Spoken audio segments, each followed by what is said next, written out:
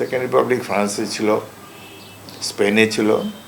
তো সেটা আলাপ আলোচনা করে আমরা দেখতে পারি। কিন্তু বাংলাদেশের এই কিছু কিছু লোক মনে করে যে বর্তমানে এই যে কিছু কিছু স্বাধীনতা বিরোধী যারা ৭১ সালে স্বাধীনতা বিরোধিতা করেছে, তারা ওই ৭১-এর স্মৃতিকে ভুলিয়ে দেওয়ার জন্যে, ৭১-এ তাদের যে কলঙ্ক ছিল সেটি মোচন করার জন্যে ওটাকে বাদ দিয়ে নতুন এক বাংলাদেশ সেকেন্ড রিপাবলিক হিসাবে তারা জনগণের সামনে উপস্থাপিত করতে চায়।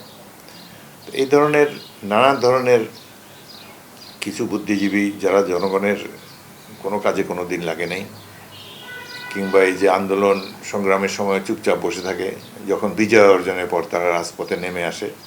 তো এই ধরনের বর্তমানে বাংলাদেশের রাজনীতি এই ধরনের নানা ধরনের আতেলদের কর্মকাণ্ডের শিকার।